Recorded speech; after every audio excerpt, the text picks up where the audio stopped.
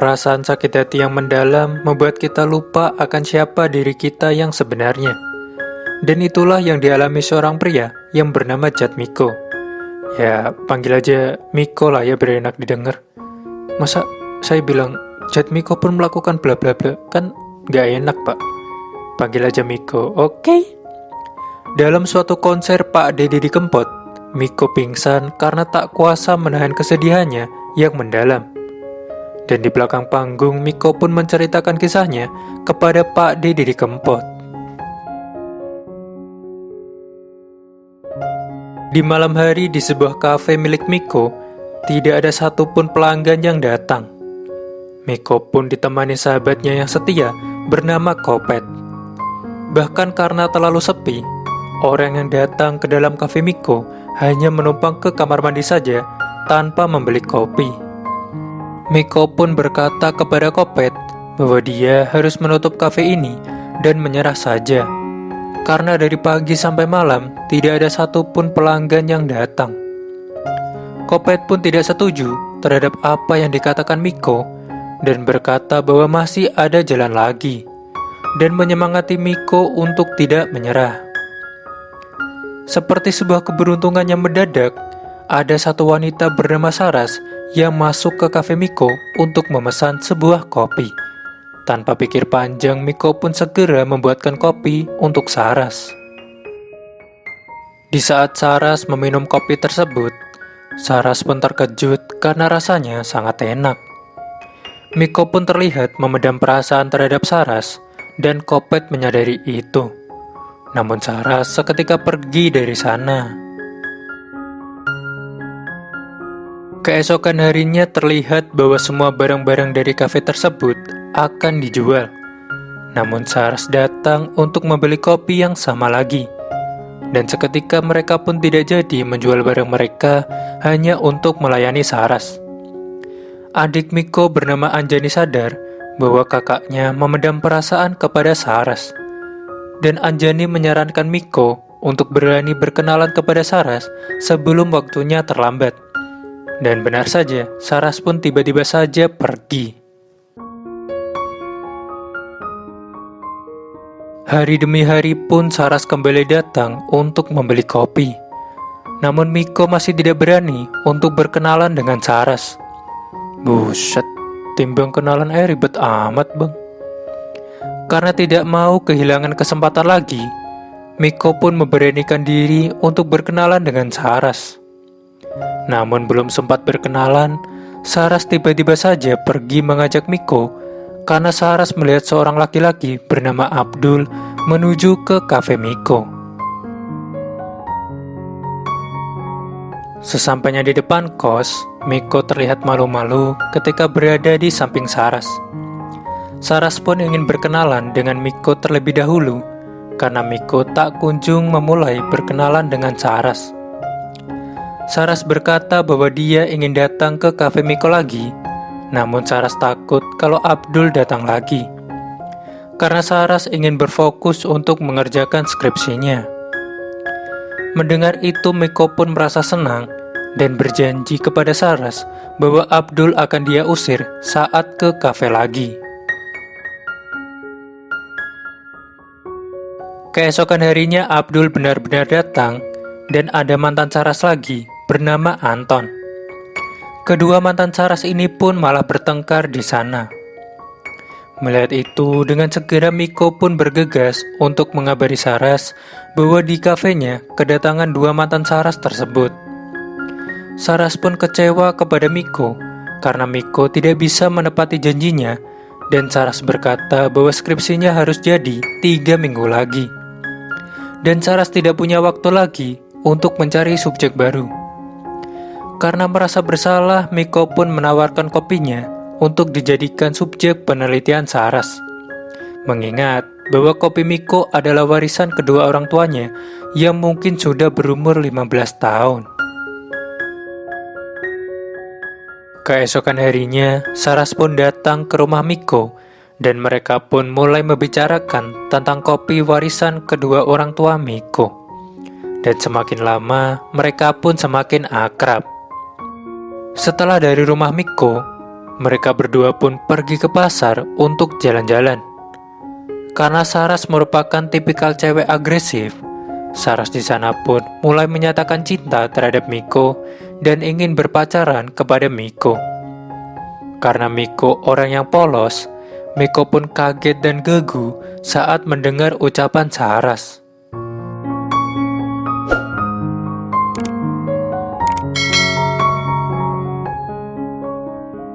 Keesokan harinya di saat Saras sidang skripsi, Saras terlihat sangat senang karena akhirnya dia bisa lulus dan bebas dari penderitaannya selama kuliah. Miko pun turut senang dan menghadiahkan Saras sebuah kalung emas yang sangat mahal untuk membahagiakan Saras.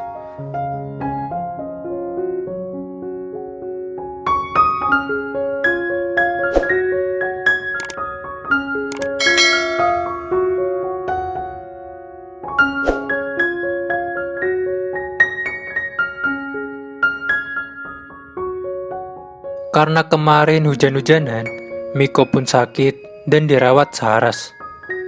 Saras pun berkata kepada Miko bahwa dirinya akan pulang kampung ke Surabaya. Mendengar ucapan Saras, Miko pun merasa sedih. Dan di malam harinya, mereka pun mulai berpisah. Keesokan harinya, Miko kedatangan Anton dengan gestur marah-marah. Namun ternyata Anton di sini hanyalah ingin mengucapkan selamat kepada Miko karena sudah menjadi pacar baru Saras, dan berpesan kepada Miko untuk selalu menjaga Saras. Di malam hari di rumah Miko, Kopet datang ke rumah Miko dan Kopet berkata bahwa Kopet tahu kalau Miko membelanjakan seluruh uang dari kafe untuk membelikan kalung emas untuk Saras. Kopet pun sangat kecewa kepada Miko karena uang untuk kafe dan kuliah Anjani dibuang begitu saja hanya untuk membelikan kalung emas untuk Saras. Dan Kopet pun berkata bahwa Pak Faris akan menyita mobil Miko untuk melunasi hutang Miko. Namun Miko berkata bahwa orang seperti Pak Faris bisa diluluhkan hatinya dengan mudah. Keesokan harinya di kafe Miko, ada Pak Faris, di mana Pak Faris di sini adalah pemilik tempat kafe yang sebenarnya. Dan Miko hanyalah investasi saja di kafe tersebut. Pak Faris di sini berkata bahwa tidak ada waktu lagi untuk Miko melunasi hutangnya dan tetap akan menyita mobil Miko. Pak Faris terpaksa melakukan ini karena tuntutan dari istrinya yang galak. Namun keajaiban terjadi, di mana Abdul dan Anton ingin membuat acara di kafe ini, di mana acara tersebut merupakan ungkapan isi hati orang-orang yang merasa sakit hati karena putus cinta. Benar saja di malam harinya, orang-orang yang berkunjung ke kafe Miko sangat ramai dan membuat Pak Faris mengurungkan niatnya untuk menyita mobil Miko dan kafe ini. Walaupun senang kafenya tidak jadi disita Pak Faris, tetap saja, Miko merasa sedih karena Saras sama sekali tidak mengabari Miko. Miko pun berusaha untuk menemui Saras ke rumah dia di Surabaya.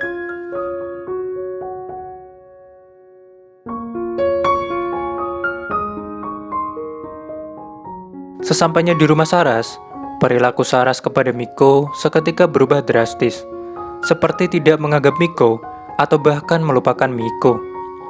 Miko pun merasakan itu, namun dia selalu berpikir positif dan tetap mencintai Saras dengan tulus. Tak lama datanglah pria kaya raya bernama Abdul, dan Saras pun terlihat senang dengan kedatangan Abdul. Miko pun bingung dan meminta penjelasan Saras. Miko pun merasa sakit hati terhadap Saras dan pergi meninggalkan Saras. Dengan teganya, Saras pun mengatakan untuk membawa pulang boneka yang dibelikan Miko untuk Saras karena tidak ada tempat untuk boneka sebesar itu di rumahnya.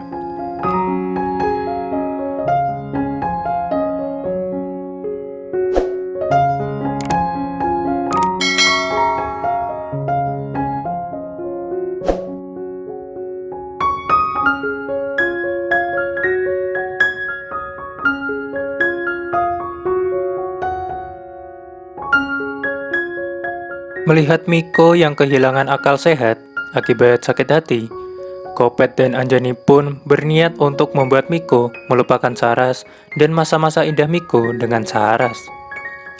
Keesokan harinya, Miko pun diperkenalkan Anjani dengan wanita bernama Wulan. Ya, niatnya sih biar Miko bisa ngelupain Saras. Namun Miko malah menyinggung perasaan Wulan, dan Wulan malah mengingat masa-masa sakit hati yang dialaminya bersama dengan mantannya.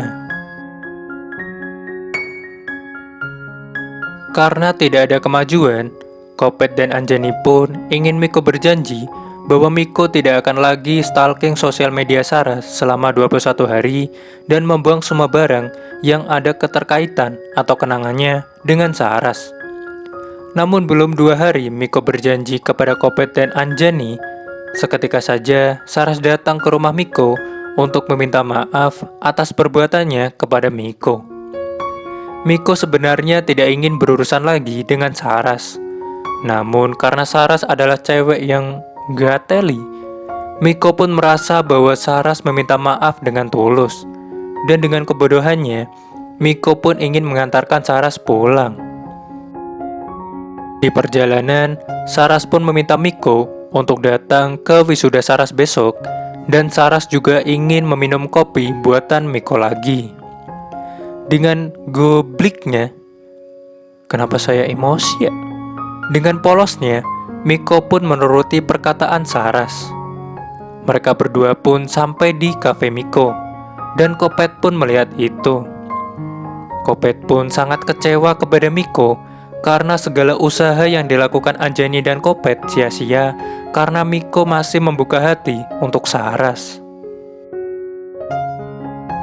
Keesokan harinya, Miko pun datang ke wisuda Saras dan memberikan bunga untuk Saras. Namun datanglah Abdul yang seketika membuat Miko merasa sakit hati, dan Saras dengan teganya meminta Miko untuk memfotokan dirinya dengan Abdul.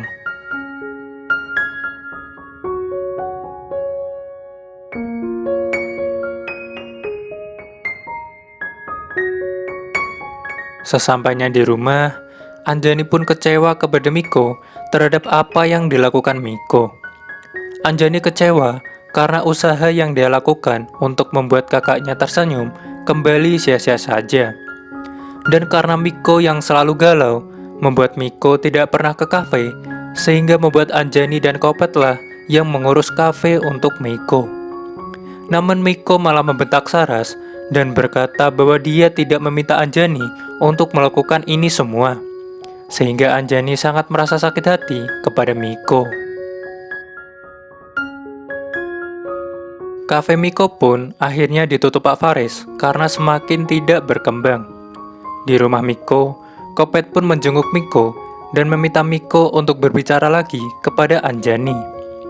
Kopet juga ingin mengajak Miko untuk ikut menonton acara konser Pak D Didi Kempot untuk menghibur Miko. Saat keluar dari kamar, Miko pun membaca biaya bulanan sekolah Anjani. Dan terlihat di sini bahwa Anjani berusaha semampu dia untuk melunasi biaya bulanan sekolahnya. Melihat apa yang diderita Anjani, membuat Miko sadar atas kesalahannya selama ini dan meminta maaf kepada Anjani. Begitulah cerita sakit hati Miko dan berpindah ke masa sekarang, di mana Miko sedang berada di balik panggung bersama dengan Pak D Didi Kempot.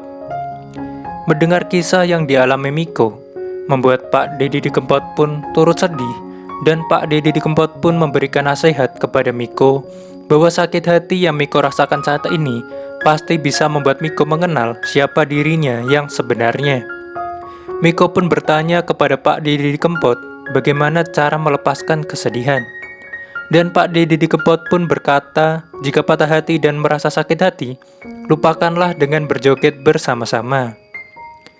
Dan cerita pun tamat dengan kebahagiaan Miko bernyanyi ambyar bersama Pak D Didi Kempot.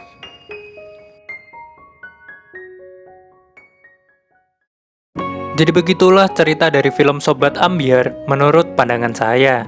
Jadi apabila ada yang salah dari apa yang saya sampaikan, saya mohon maaf. Dan kalian bisa tulis di kolom komentar apa kekurangan dari saya. Dan saya akan mencoba memperbaiki itu. Terima kasih sudah menonton and see you in the next video. Bye-bye.